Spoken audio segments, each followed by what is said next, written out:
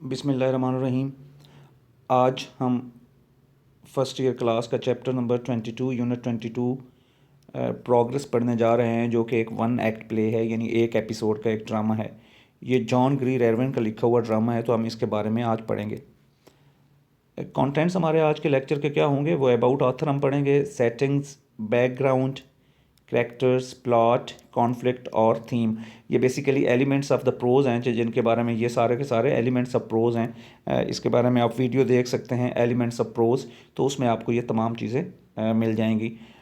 Lecture पे जाने से पहले आप इस चैनल को ज़रूर सब्सक्राइब कीजिएगा, लिरिकल विट्स विद यासिर। अब हम चलते हैं इसके कंटेंट्स की तरफ। सबसे पहले जो है अबाउट ऑथर, कि ऑथर क्या है।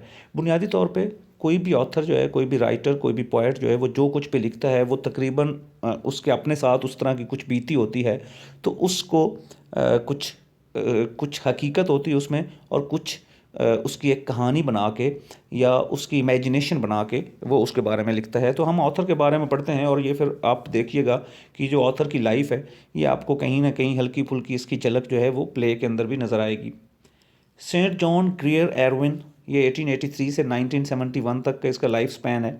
Was an Irish biographer, novelist, critic, dramatist and theatre manager. ये आयरलैंड का रहने वाला है। इसने बायोग्राफीज़ भी लिखी हैं। इसने ये क्रिटिक भी था, नकाद भी था, ये उससे पहले ये जर्नलिस्ट भी था। इसने ड्रामाज भी लिखे हैं, और ये थिएटर का मैनेजर भी रहा है। ऑन 1 जनवरी 1917, ये बुनियादी तौर पे वर्ल्ड वार वन का ज़माना है। He was commissioned as a temporary second lieutenant in the second reserve of the Royal Dublin Fusiliers. ये रॉयल डबलिन आयरलैंड की जो मिलिट्री है, फोर्स है, इन्फेंट्री, उसमें इसको सेकंड लेफ्टिनेंट का टेम्परेरी तौर पे इसको ओहदा दिया गया। And was transfer to regular battalion on 1 August 1947। तो ये जनवरी से अगस्त तक जो था ये टेम्परेरी ये रहा, फिर उसको परमानेंट कमीशनिंग जो थी उसकी वो हो गई रेगुलर बटालियन में। आफ्टर बीइंग वोंडेड इन फ्लैंडर्स, ये फ्लैंडर्स एक मुकाम है बेल्जियम में, तो वहाँ पे जंग के दौरान जब ये ज़ख्मी हो गया, one of his legs had to be amputated. उसकी एक टांग जो थी, एम्पूटेट होता है काट देना जिस्म का कोई हिस्सा, उसको काटना पड़ा।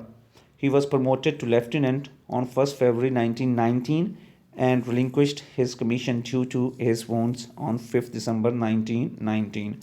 फरवरी में उसको जो था वो लेफ्टिनेंट का ओहदा जो था वो दे दिया गया, लेकिन वहीं पे फरवरी 1919 में उसको ये ओहदा मिला, लेकिन दिसंबर में तकरीबन 1 साल या 10 महीने के बाद उसने जॉब जो थी अपने उन ज़ख्मों की वजह से उसको जॉब जो थी वो give up, relinquish, give up, छोड़ना पड़ी, जॉब जो थी वो उसने छोड़ दी। तो ये यानी फ़र्स्ट वर्ल्ड वार का ज़माना है, और उसमें ये ज़ख्मी हुआ है, जिसकी वजह से उसकी एक टांग जो है वो कट गई है। एम्पुटेशन का वर्ड यूज़ हुआ, और ये चीज़ें हम देखेंगे कि ये हमें प्ले में भी मिलेंगी। इसके बाद हम चलते हैं बैकग्राउंड और सेटिंग की तरफ। कि बैकग्राउंड क्या है, ये स्टोरी कब लिखी गई है, इसका बैकग्राउंड क्या है, और ये कहाँ पे हुई है। The play takes place in the year 1919 in the study room of a Professor Henry Corey in a remote village in north of England। ये इंग्लैंड के नॉर्थ में, बुनियादी तौर पे जो आयरलैंड है वो भी इंग्लैंड के नॉर्थ में ही है, तो ये वहीं आयरलैंड की एक स्टोरी है कि वहाँ पे एक प्रोफेसर हेनरी कॉरी है, उसके कमरे में ये ड्रामा जो है वो तश्कील पाया है। The room is tidy one, having diagrams and models of bombs, aeroplanes and airships.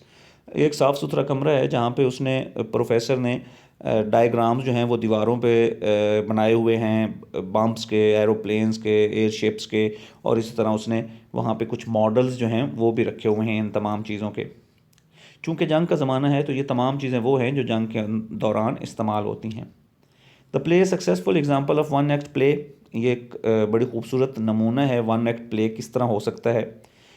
इसमें क्या चीज़ें हैं, it has not only A unity of theme, इसके अंदर एक ही थीम है और पूरा का पूरा यूनिटी, यानी उसको इकट्ठा किया गया है, यानी उसमें कहीं पे आपको जिटर्स नज़र नहीं आते, कोई डेविएशन नहीं है।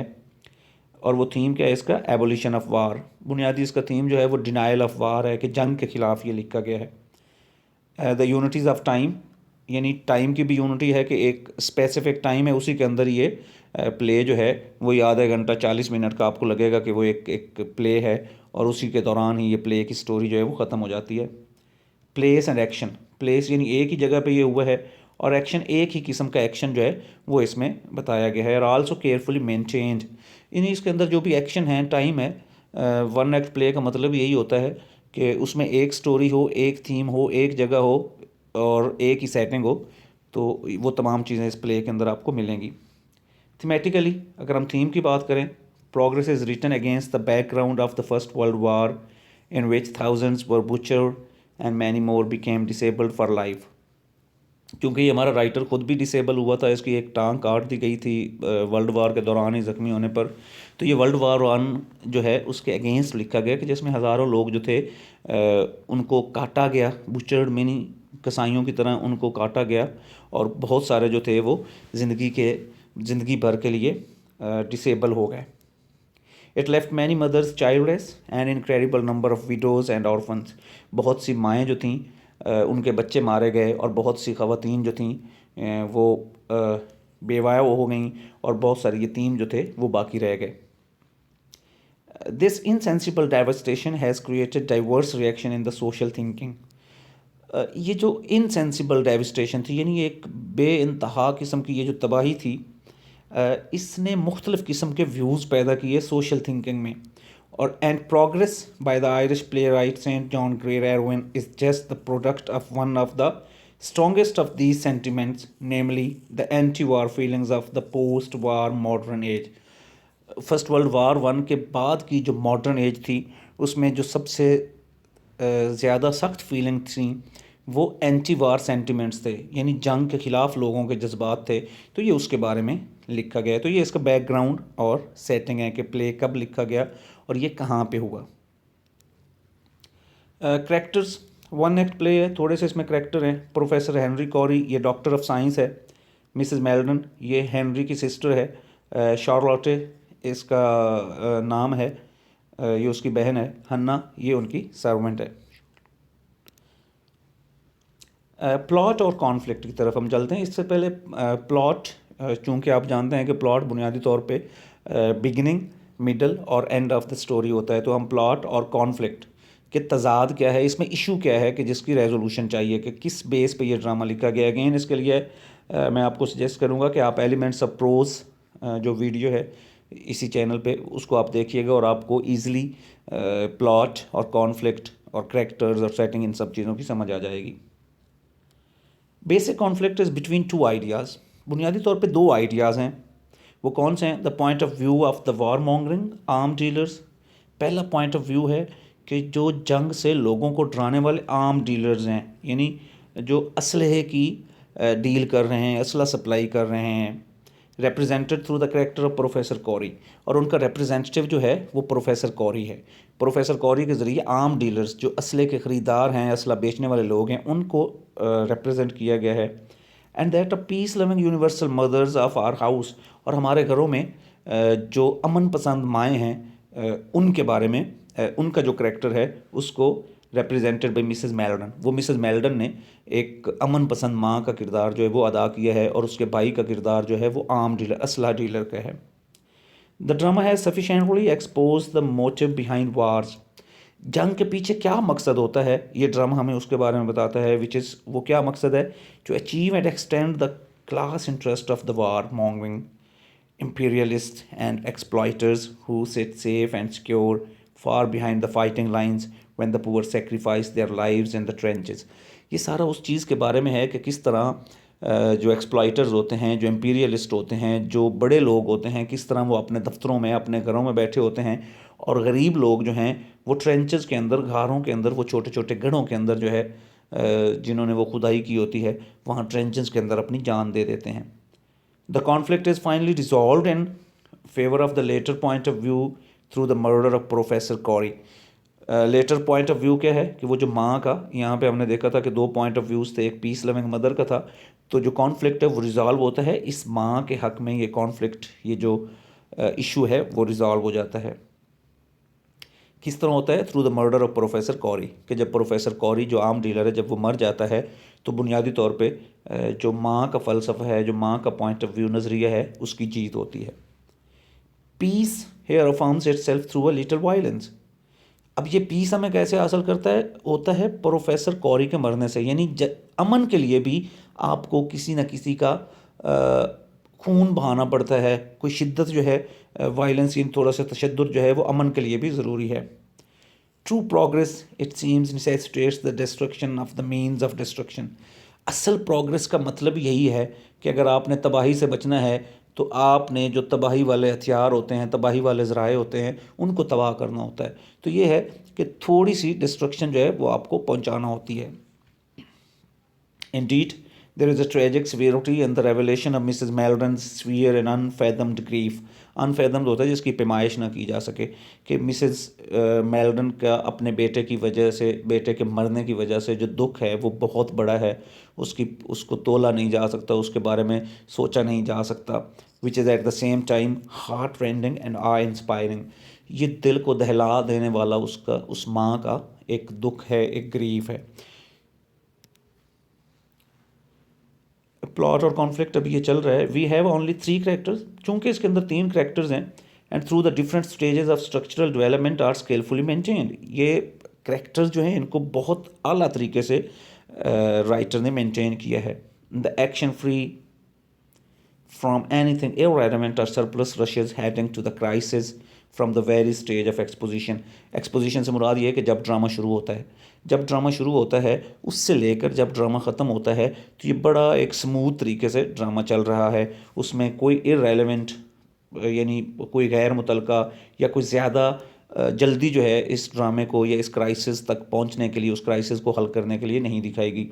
एक बड़ी स्मूथ रनिंग है इस प्ले की। There is a surprise turn of events in the denouncement। Denouncement again जहाँ पे प्ले ख़त्म हो रहा होता है वो अगेन प्लॉट का हिस्सा है, कि जहाँ पे प्ले ख़त्म हो रहा होता है तो वो अचानक वहाँ पे जो इवेंट्स हैं वो टर्न हो जाते हैं, यानी वो दोनों बहन और भाई जो हैं वो आपस में बातें कर रहे होते हैं और फिर अचानक जो है वो बहन जो है उसको कत्ल करने पे अपने भाई को, प्रोफेसर कॉरी को, जो जंग चाहता है और जंग में ज़्यादातर लोगों की वो अमवात चाहता है, तो उसको कत्ल करने पे अचानक तैयार हो जाती है। तो इसलिए सरप्राइज टर्न ऑफ इवेंट्स होता है कि हम पूरे प्ले में ये नहीं सोच पा रहे होते कि वो ऐसा करेगी और फिर अचानक वो ऐसा कर देती कि उसका कत्ल कर देती है। And professor Corry's murder by his sister through tragic, though tragic is highly dramatic. ये बड़ा ड्रामेटिक है कि अचानक ऐसा हो जाता है। At the outset we find Professor Corey is talking excitedly about his destructive bomb and is busy with his experiment. जब प्ले शुरू होता है तो हमें पता चलता है कि जो प्रोफेसर कॉरी है वो अपने बम की डिस्ट्रक्शन, उसकी तबाही के बारे में कितना एक्साइटेड है, कि उसने कितना ज़बरदस्त किस्म का बम बना लिया है और उसका तजर्बा कितना कामयाब हुआ है, उस पर बड़ा इतरा रहा है। He is happy and proud as his experiments has proved a success. चूँकि उसका तजर्बा बम बनाने का कामयाब हुआ है तो वो बड़ा फ़ख्र से सर उसका बुलंद हो गया है। His sister Mrs. Maldon is grief-stricken as she has lost her only son Eddie in the First World War। 1919 है, जंग का ही ज़माना है, उसकी बहन का एक ही बेटा था जो उस जंग में मारा गया, तो इस वजह से वो बेचारी ग्रीफ स्ट्रिकन है, वो दुख से भरी हुई है। She lost her husband also in the mean time. और उसी बेटे के मरने के दुख की वजह से उसका हस्बैंड जो था थोड़े अरसे बाद वो भी मर गया। Corey advises her not to think about the past. वो बार बार अपने बेटे और अपने हस्बैंड के बारे में बातें करती है और कॉरी उसको बार बार कहता है कि माजी के बारे में मत सोचो, वो हमारे कंट्रोल में नहीं है। Corey rejoices over his invention as it can destroy a vast city in a few second. Corey बड़ा खुश होता है कि उसने एक ऐसी चीज़ ईजाद कर दी है कि जो चंद सेकंड्स में ही दुनिया को, एक शहर को तबाह कर सकती है।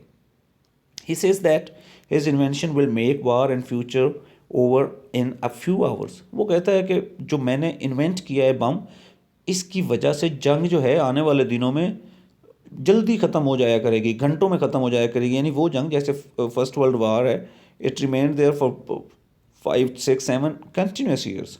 तो ये 5, 6, 7 साल तक ये चलती रही। तो वो कहता है कि अब जो मेरा बम है इसकी वजह से जंग जो है वो जल्दी ख़त्म हो जाया करेगी, चंद घंटों में ख़त्म होगी। He is also proud that success of the war will depend on who strikes first and what kind of weapons one uses।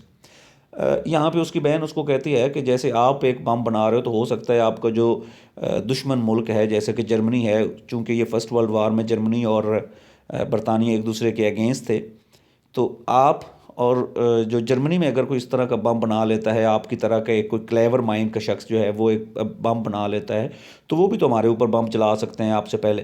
तो ये फिर उस पर कहता है कि बिल्कुल ऐसा ही है, लोग बना सकते हैं, इससे भी ज़्यादा डेडली चीज़ें बना सकते हैं, लेकिन फिर जंग में जीत उसी की होगी कि जो इसको इस तरह के वेपन को हु स्ट्राइक्स फर्स्ट, जो पहले इस्तेमाल कर लेगा वो जीत जाएगा। Mrs. Meldon gently reminds him that his invention will lead to the death of hundreds of young men like her son Eddie.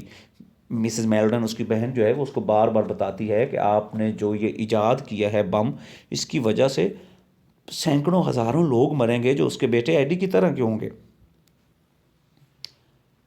But he ignores our words and takes pride of his invention. वो बेचारी उसको कहती रहती है कि ये बम ना बनाओ, बम को तबाह कर दो, ये जो तुमने कुछ बनाया है इसको छोड़ दो, लेकिन वो अपनी बात से नहीं हटता और वो अपनी उस इन्वेंशन पे, अपनी उस ईजाद पे खुश होता रहता है।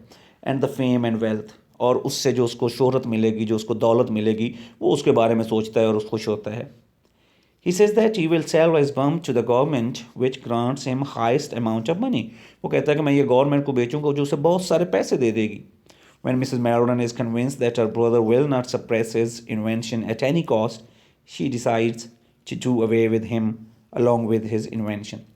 जब उसकी बहन बार बार उसको कहती है सप्रेस सेट, और वो उसको कहता है कि तुम बेवकूफ़ होगी हो कि मैं इसको ख़त्म कर दूँ। सप्रेस सेट मुराद है कि वो इसको कहती है ख़त्म कर दो, अपना ये इन्वेंशन जो है इसको छोड़ दो, इसको यहीं पे छोड़ दो, इसको रहने दो। लेकिन जब वो कन्विंस हो जाती है, उसको पता चल जाता है कि उसका भाई किसी सूरत भी अपनी ईजाद से पीछे नहीं हटने वाला, तो वो फिर ये सोचती है कि वो अपने भाई से और उसके बम से जान छुड़ाती है। तो इसके लिए वो क्या करती है, she destroys the sheets of paper on which Corey has written the formula. Corey ने शीट्स ऑफ पेपर जो उसने टेबल पर रखी होती है जहाँ पे उसने फार्मूला लिखा होता है, वो उन शीट्स ऑफ पेपर को उठाती और फेंक देती है। तो वो जो सारा केमिकल या फार्मूला जो उसने बनाया होता है वो सारा का सारा बिखर जाता है, वो केमिकल जो है वो नीचे गिर जाता है, वो जो रूम है वो ख़राब हो जाता है। But Carry is not upset, लेकिन कॉरी इससे परेशान नहीं होता। He says that the formula remains embedded in his brain and he can reproduce them easily. Basically तो वो इसलिए ये करती है कि ताकि उसका फार्मूला ज़ाया हो जाए और ये बम ना बना सके। लेकिन कॉरी उसको कहता है कि भाई इससे तो कुछ नहीं होता, ये जो फार्मूला था ये तो मेरे दिमाग में है, तो ये तो मैं दोबारा से बना सकता हूँ। Mrs Merton can't tolerate his inhumanity anymore. उसका ये जो गैर इंसानी सलूक है, उसके भाई का जो ये गैर इंसानी रवैया है, मिसेस मेल्टन अब इसको फर्दर बर्दाश्त करने से कासिर है। When he stoops to pick up the sheet, she stabs him on the back with a knife and kills him. जो कुछ भी वो जो शीट उसने नीचे गिराई होती, जब वो इसको उठाने के लिए नीचे झुकता है तो उसकी बहन जो है मिसेस मेल्टन, वो एक नाइफ जो है, एक चाकू जो है वो उसके कमर में पेवस्त कर देती है, जिससे उसकी डेथ हो जाती है। She feels that this is justifiable revenge against the murder of her son on the occasion of his death anniversary. उस दिन चूँकि उसके बेटे की डेथ एनिवर्सरी भी होती है, तो इसलिए वो ये सोचती है कि उसके बेटे के कातिल से बदला लेने का ये बेहतरीन और ये जस्टिफाइबल कि एक बेहतरीन तरीका है उसका बदला लेने का। सो बुनियादी तौर पे वो अपने भाई को यहाँ पे कत्ल कर देती है, क्योंकि वो नहीं चाह रही होती कि किसी और के बच्चे, चाहे वो उनके दुश्मन मुल्कों के ही हों, चाहे वो उनके दुश्मनों के हों, वो नहीं चाहती कि किसी और माँ के बच्चे जो हैं वो इस तरह से मरें और वो माँ जो है वो इस तरह से तकलीफ़ में हो। सो ये प्लॉट और कॉन्फ्लिक्ट है इस प्ले का। तो इसमें आप देख सकते हैं कि प्ले किस तरह से शुरू होता है, कहाँ पे इसकी पीक है, और फिर कैसे उसका वो जो कॉन्फ्लिक्ट है वो कैसे रिजॉल्व होता है। अब हम चलते हैं थीम की तरफ। ये लास्ट थिंग जो हम इसमें डिस्कस करेंगे, थीम इसका क्या है, ये हम इसके बारे में पहले पढ़ चुके हैं कि एक एंटी वार थीम है। Progress by Saint John Greer Ervine is a powerful anti war play. ये जंग के खिलाफ लिखा गया एक प्ले है। It presents Professor Corey talking excitedly about his destructive bomb to his sister Mrs. Meldon. इसमें हम देखते हैं कि कॉरी जो है वो अपनी बहन मिसेस मेल्डन से अपने बम के बारे में बड़ा एक्साइटेड होके, बड़ा पुरजोश होके, बड़ा खुश होके उसके बारे में बातें कर रहा होता है। Who has recently lost her only son in war, कि जिसका बेटा को 1 साल पहले जंग में मारा गया है। उस बहन के सामने ये बम बनाने की और बम के बारे में एक्साइटेड नज़र आ रहा है। Professor Corey is busy with his experiment, वो हर वक्त अपने तजर्बात में बिजी रहता है। He is happy and proud as his experiment has proved a success, वो खुश है कि उसका एक्सपेरिमेंट, उसका जो तजर्बा था वो कामयाब हुआ है। His sister Mrs. Melron is grief stricken as she has lost her only son Eddie in the First World War। चूँकि अभी अभी जंग में उस खातून का बच्चा मरा है तो वो बेचारी दुख से भरी हुई है और इसको अपने बम की तारीफ़ करने की पड़ी हुई है। She lost her husband also in the war, जंग के दौरान या इसी उसके बेटे की मरना से बुनियादी तौर पे उसके बेटे के मरने के दुख की वजह से उसका जो हस्बैंड है, टॉम उसका नाम है, वो भी मर जाता है। Corey advises her not to think about the past, Corey उसे कहता है कि माजी को छोड़ दो। Corey rejoices over his invention as it can destroy a vast city in a few second. Corey अपनी जो इन्वेंशन, जो ईजाद है, उसके ऊपर इतराता है कि वो एक शहर को सेकंड्स में तबाह कर सकता है। He says that his invention will make war in future over in few hours, वो कहता है कि ये चंद घंटों में जंग को ख़त्म कर दिया करेगा। He is also proud that the success of war will depend on who strikes first and what kind of weapons he uses. वो कहता है कि जंग का इन्हसार फ्यूचर में इस चीज़ पे होगा कि कौन सा मुल्क, कौन सी फ़ौज जो है वो कौन से हथियारों को पहले इस्तेमाल करती है। Mrs. Melvin generally reminds him that his invention will lead to death of hundreds of young men like her son Eddie। Mrs. Meldon, उसकी बहन जो है वो उसको, शार्लट उसका नाम है, बार बार इसका नाम भी आप प्ले में देखेंगे, तो वो उसको बार बार कहती है कि ऐसा ना करो, क्योंकि ऐसा करने से उसके बेटे एडी जैसे कितने लोग जो हैं, कितने नौजवान जो हैं वो मारे जाएंगे। But ignore our words and gloats over his invention and the fame and wealth, लेकिन वो उसके वर्ड्स पे कोई तवज्जो नहीं देता और वो ग्लोट ओवर होता है कि फील प्राइड, कि किसी चीज़ में फ़ख्र महसूस करना, और वो अपनी इस इन्वेंशन के और फेम और वेल्थ, जो उसको शोहरत मिलेगी, जो दौलत मिलेगी, उसके बारे में वो सोचता रहता है। He says that he will sell his bum to government which grants him the highest amount of money। वो कहता है कि मैं गवर्नमेंट को बेचूंगा जहाँ से मुझे बहुत सारे पैसे मिलेंगे। When Mrs. Melvin is convinced that her brother will not suppress his invention at any cost, she decides to do away with him along with his invention। So वो क्या करती है कि वो अपने भाई और उसकी इन्वेंशन से जान छुड़ाने का फैसला कर लेती है। She destroys the sheets of paper on which Corey has written the formula, but Corey is not upset। He says that the formula remains embedded in his brain and he can reproduce them easily। वो कहता है कि इससे कुछ नहीं होता कि तुमने शीट्स गिरा दी हैं, फार्मूला मेरे जहन में है और ये मैं दोबारा जो है वो पम बना लूँगा। Mrs. Melton can't tolerate his inhumanity anymore। When he stoops to pick up the sheets, she stabs him on the back with a knife and kills him। She feels that this is justifiable revenge against the murder of her son on the occasion of his death anniversary. वो ये समझती है, जब उसको कत्ल कर देती तो वो फिर ये समझती है कि उसके बेटे का बदला लेने का उसकी डेथ एनिवर्सरी पे बेहतरीन तोहफ़ा जो है वो ये है। सो ये थीम है इस प्ले का, बेसिकली ये एबोलिशन ऑफ वार है, या एंटी वार थीम है। या इसमें यह भी बताया गया है कि जंग में किस तरह का नुकसान हो सकता है। So this was all about our today's lecture. अगले लेक्चर में हम इस चैप्टर के जो क्वेश्चन आंसर्स है उनको डिस्कस करेंगे। So keep watching and stay tuned. Thank you.